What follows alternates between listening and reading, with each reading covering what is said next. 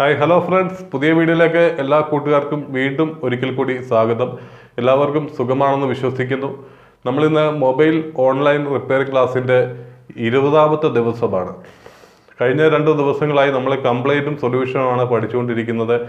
ആദ്യത്തെ ദിവസം മൈക്കിന് വരുന്ന കംപ്ലൈൻറ്റുകൾ നമ്മൾ പഠിച്ചു. രണ്ടാമത് റിംഗർ, സ്പീക്കർ ഇവയെപ്പറ്റി നമ്മൾ പഠിച്ചു കഴിഞ്ഞിരിക്കുകയാണ്. ഇപ്പോൾ മൂന്നാമത് ഓൺ ഓഫ് സെക്ഷനുമായി ബന്ധപ്പെട്ട നിരവധി കംപ്ലൈൻറ്റുകളാണ് നമ്മൾ പറയാൻ പോകുന്നത്. അതായത് ഫോൺ ഓൺ ആകുന്നില്ല, ഇങ്ങനെയൊക്കെയുള്ള കംപ്ലൈൻറ്റുകൾ എങ്ങനെ പരിഹരിക്കാൻ സാധിക്കും എന്നുള്ളതാണ് ഇന്നത്തെ video. Okay friends. Hello friends, ഇന്ന് നമ്മൾ പഠിക്കുന്ന കംപ്ലൈൻറ്റ് ഓൺ ഓഫ് സെക്ഷനുമായിട്ട് ബന്ധപ്പെട്ട കംപ്ലൈൻ്റാണ്. അതായത് ഓൺ ഓഫ് സ്വിച്ചിലുണ്ടാകുന്ന കംപ്ലൈൻറ്റുകൾ, സെറ്റ് ഓൺ ആകാതെ വരുന്ന അവസ്ഥ.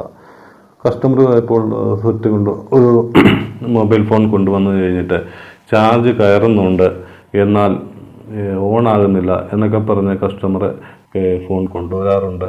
നമ്മളപ്പോൾ ചെയ്യുക, നമ്മൾ പ്രത്യേകം ശ്രദ്ധിക്കേണ്ടത് ഈ ഓൺ ഓഫ് സ്വിച്ച് നമ്മൾ ഒന്ന് ശ്രദ്ധിക്കുക.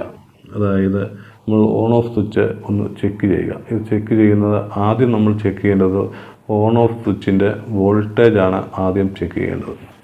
അതായത് 0.8 വോൾട്ട് മുതൽ 3 വോൾട്ട് വരെയാണ് ഈ സ്വിച്ചിൻ്റെ ഈ പോസിറ്റീവ് കണക്ഷൻ വരുന്നത്. സ്വിച്ചിൻ്റെ ഒരു കണക്ഷൻ നെഗറ്റീവ് ആയിരിക്കും. എല്ലാ ഫോണിൻ്റെയും നെഗറ്റീവ് തന്നെ ആയിരിക്കും. ഒരു കണക്ഷൻ പോസിറ്റീവ് വോൾട്ടാണ്. ഇവിടെ മൾട്ടിമീറ്റർ ഒരു ഭാഗത്ത് നമ്മൾ ഗ്രൗണ്ടിൽ കണക്ട് ചെയ്ത ശേഷം നമ്മളിവിടെ വോൾട്ടേജ് നോക്കുക. വോൾട്ടേജ് നോക്കുമ്പോൾ നമുക്ക് ഇപ്പോൾ 2 വോൾട്ട് കിട്ടി, അല്ലെങ്കിൽ 1.8 വോൾട്ട് കിട്ടി. അപ്പോൾ നമുക്ക് മനസ്സിലാക്കാം സ്വിച്ചിന് ഇവിടെ വോൾട്ടേജ് വരുന്നുണ്ട്, എന്നിട്ട് സ്വിച്ച് വർക്ക് ചെയ്യുന്നില്ലാത്തതുകൊണ്ടാണ്. അപ്പോൾ നമുക്കത് മനസ്സിലാക്കാൻ സാധിക്കും. അപ്പോൾ നമ്മൾ സ്വിച്ച് റിമൂവ് ചെയ്ത ശേഷം സ്വിച്ച് വേറെ മാറ്റിയിട്ട് കഴിഞ്ഞാൽ ആ ഫോൺ വർക്ക് ചെയ്യും. അങ്ങനെ ആ കംപ്ലൈൻറ്റ് പരിഹരിക്കാം. അതുമല്ലെങ്കിൽ പിന്നീട് ട്രാക്ക് മിസ്സിംഗ് ആണ്. ട്രാക്ക് കട്ടായി പോകുന്ന കംപ്ലൈൻറ്റ്, അത് ധാരാളം കംപ്ലൈൻറ്റുകൾ വരാറുണ്ട്. ട്രാക്ക് കംപ്ലൈൻറ്റുമായിട്ട് ബന്ധപ്പെട്ട് ഒരുപാട് കംപ്ലൈൻറ്റുകൾ വരാറുണ്ട്. നമ്മൾ വോൾട്ടേജ് നോക്കുമ്പോൾ ഇവിടെ വോൾട്ടേജ് കാണിക്കില്ല, ഈ ഭാഗത്ത് വോൾട്ടേജ് കാണിക്കില്ല, ഈ ഭാഗത്ത് ഈ കപ്പാസിറ്ററിൻ്റെ ഇവിടെ വോൾട്ടേജ് കാണിക്കും.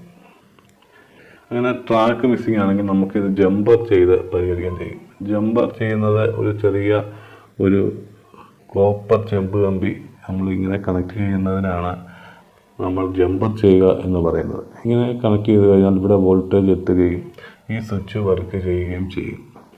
അതുമല്ലെങ്കിൽ ഇവിടെ വോൾട്ടേജ് വരുന്നില്ല എന്ന് കൂട്ടി നമ്മൾ ഇവിടെ ചെക്ക് ചെയ്യുക. ഇവിടെ ഒരു റെസിസ്റ്റൻസ് ഉണ്ട്, ഈ റെസിസ്റ്റൻസ് ചെക്ക് ചെയ്യുക. ഇവിടെ വോൾട്ടേജ് ഉണ്ടെങ്കിൽ നമ്മൾ മനസ്സിലാക്കണം, ഇവിടെ വരുന്ന കപ്പാസിറ്ററിലോട്ട് വരുന്ന വഴിക്ക് എവിടെയെങ്കിലും പ്രിൻ്റ് ബ്രേക്ക് ആയി പോയതാണ്. ഇവിടുന്ന് വേണമെങ്കിൽ നമുക്ക് ജമ്പർ അടിച്ച് ഇങ്ങനെ വരാൻ സാധിക്കും. അപ്പോൾ പിന്നീട് നോക്കേണ്ട ഇവിടെയും വന്നിട്ടില്ല, വോൾട്ടേജ് വരുന്നില്ല. അപ്പോൾ നമുക്ക് മനസ്സിലാക്കാം റെസിസ്റ്റൻസ് കംപ്ലൈൻ്റ് ആണ്. ഈ റെസിസ്റ്റൻസ് കംപ്ലൈൻ്റ് ആകുമ്പോൾ ഇവിടെ ചെക്ക് ചെയ്ത് വോൾട്ടേജ് നോക്കുമ്പോൾ ഇവിടെ വോൾട്ടേജ് കാണിക്കുകയും ഇവിടെ വോൾട്ടേജ് വരികയും ഇല്ല എങ്കിൽ നമ്മൾ മനസ്സിലാക്കണം ഈ റെസിസ്റ്റൻസ് കംപ്ലൈൻ്റ് ആണ് എന്ന് നമ്മൾ മനസ്സിലാക്കണം. ഈ റെസിസ്റ്റൻസ് റിമൂവ് ചെയ്ത് നമുക്ക് ഷോർട്ട് ചെയ്ത് കഴിഞ്ഞാൽ അത് റെഡിയാകും. ഇത് ലോ വാല്യൂ ആയിട്ടുള്ള റെസിസ്റ്റൻസ് ആണ് വോൾട്ടേജ് വരുന്ന ഭാഗത്ത്, പവർ സ്വിച്ചിൻ്റെ ഭാഗത്ത് വരുന്നത്. അതുകൊണ്ട് തന്നെ നമ്മൾ ഷോർട്ട് ചെയ്താൽ തന്നെ അത് റെഡിയാവും. പിന്നീട് നമ്മൾ റെസിസ്റ്റൻസ് മാറിയിടുന്നത് നല്ലതാണ്. അതിൻ്റെ ഈ പ്രൊട്ടക്ഷന് വേണ്ടിയാണ് നമ്മൾ ഈ റെസിസ്റ്റൻസ് ഇവിടെ കൊടുത്തിരിക്കുന്നത്. മാറിയിട്ട് കഴിഞ്ഞാൽ അത്രയും കൂടി നല്ലത് എന്ന് നമ്മൾ കരുതാം. പിന്നീട് വരുന്ന complaint phone automatic on of ആകുന്ന ഒരു കംപ്ലൈൻ്റ് ആണ്. നമ്മൾ ഫോൺ ബാറ്ററി കണക്ട് ചെയ്യുന്ന ഉടൻ തന്നെ ഫോൺ ഓൺ ആവുക, ഓഫ് ആവുക, ഇപ്പോൾ നിരന്തരം കണ്ടുവരുന്ന കംപ്ലൈൻറ്റുകളാണ് ഇത്. നമ്മൾ ഇപ്പോൾ ബാറ്ററി ഇൻബിൽഡ് ബാറ്ററിയാണ് ഊരാൻ സാധിക്കില്ല. നമ്മൾ ചാർജ് കുത്തുന്ന സമയത്ത് തന്നെ ഇപ്പോൾ ഏത് കമ്പനി ആയാലും, സാംസങ് ആയാലും, റിയൽമി ആയാലും, റെഡ്മി ആയാലും, ഇതെല്ലാം ഓൺ ആവുക, ആ കമ്പനിയുടെ ലോഗോ ഒന്ന് വരും. അത് കഴിഞ്ഞ് പെട്ടെന്ന് ഓഫായിട്ട് വീണ്ടും ഓൺ ആവുക, ഓഫ് ആവുക. ഇങ്ങനെ ഒരു കംപ്ലൈൻറ്റ് സ്വിച്ചിൻ്റെ കംപ്ലൈൻറ്റ് കൊണ്ട് വരുന്നുണ്ട്. ഈ സ്വിച്ച് റിമൂവ് ചെയ്ത് നമ്മൾ വേറെ സ്വിച്ച് നമ്മൾ ഇട്ട് കഴിഞ്ഞാൽ ആ കംപ്ലൈൻറ്റ് നമുക്ക് പരിഹരിക്കാൻ സാധിക്കും. അതുപോലെ തന്നെ ഈ ഓൺ ഓഫ് കംപ്ലൈൻറ്റ് ഉണ്ടാകുന്ന ബാറ്ററിയുടെ കംപ്ലൈൻറ്റ് കൊണ്ട് ഉണ്ടാകാറുണ്ട്. ബാറ്ററി കംപ്ലൈൻ്റ് ആയി ബാറ്ററിക്ക് ആംബിയർ ഇല്ലെങ്കിൽ ഫോൺ ഒന്ന് ഓണാകും, അതുപോലെ തന്നെ ലോഗോ വരും, ഓഫായി പോകും, പിന്നെയും ഓണാകും, ഓഫാകും. ഇങ്ങനെ ബാറ്ററിയുടെ കംപ്ലൈൻറ്റ് കൊണ്ടും ഇങ്ങനെ സംഭവിക്കാറുണ്ട്. പിന്നീട് ഒരു കംപ്ലൈൻറ്റ് പഴയ നോക്കിയ ഫോണുകളിലൊക്കെ ആണെങ്കിൽ ബാറ്ററി ഇട്ട് കഴിഞ്ഞാൽ സെറ്റ് ഓണാകും. പിന്നീട് അതിന് ഫങ്ഷൻ വ്യത്യാസങ്ങളൊന്നും കാണില്ല, സെറ്റ് വർക്ക് ചെയ്യും, പക്ഷേ ബാറ്ററി ഇട്ട് കഴിഞ്ഞാൽ ഉടനെ ഓണാകും. അപ്പോൾ നമ്മൾ മനസ്സിലാക്കേണ്ടത് ഓൺ ഓഫ് സ്വിച്ച് കംപ്ലൈൻറ്റ് കൊണ്ടാണ് അത് പെട്ടെന്ന് ഓണാകും. ചിലപ്പോൾ ഈ സ്വിച്ചുകൾ പല തരത്തിലുണ്ട്. ബബിൾ സ്വിച്ചുകളുണ്ട്. ഈ ബബിൾ സ്വിച്ചുകൾക്കിടയിൽ ഫംഗസ് ബാധിച്ചു കഴിഞ്ഞാൽ ഇങ്ങനെ സംഭവിക്കാറുണ്ട്. ചിലപ്പോൾ നിരന്തരം ഇങ്ങനെ ഈർപ്പം അടിക്കുന്നത് കൊണ്ട് ഫംഗസുകൾ ബാധിച്ച് ഇതൊരു ചെറിയ പ്ലേറ്റഡ് ആയിട്ടുള്ള ഒരു ബബിൾ സ്വിച്ചാണ്. ഈ സ്വിച്ചിനിടയിൽ ഇങ്ങനെ ഫംഗസ് കയറിയിരുന്നത് ഓട്ടോമാറ്റിക് കണക്ഷനായി അതങ്ങനെ ഓൺ ഓഫായി കളിക്കാം.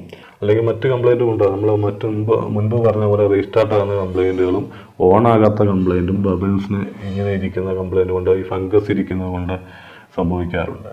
പിന്നീട് മറ്റുള്ള സ്വിച്ചുകൾ പല തരത്തിൽ വരുന്നുണ്ട്. ഇങ്ങനെയുള്ള സ്വിച്ചുകളും വരുന്നുണ്ട്. ഇതിനുള്ളിലും ബബിൾ സ്വിച്ചുകളാണ്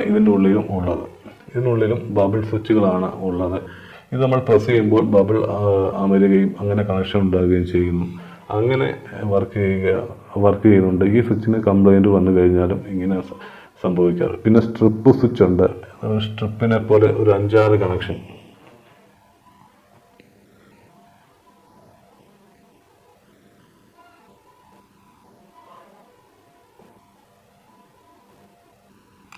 ഇങ്ങനെ 5-6 കണക്ഷനും ഒന്ന് ഓൺ ഓഫും വോളിയവും എല്ലാം കൂടി വരുന്ന സ്വിച്ചുണ്ട്.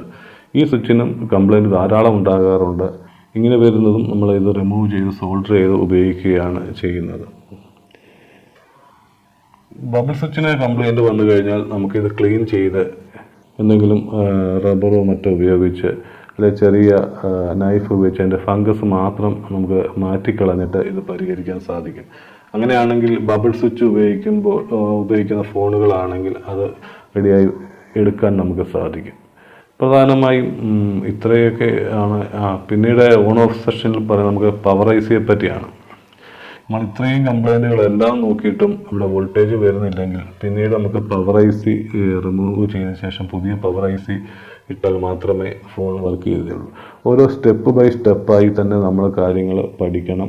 അതുപോലെ തന്നെ സീമാറ്റിക്സ് നിർബന്ധമാണ് നമ്മൾ കഴിഞ്ഞ ക്ലാസ്സിൽ പറഞ്ഞിരുന്നു. നമുക്ക് ഓരോ ഇപ്പോൾ ഈ കപ്പാസിറ്റർ തിരിച്ചറിയാനും അതുപോലെ തന്നെ ഈ റെസിസ്റ്റൻസ് തിരിച്ചറിയാനും പവർ ഐസി തിരിച്ചറിയാനും എല്ലാം നമുക്ക് സീമാറ്റിക്സ് വേണം.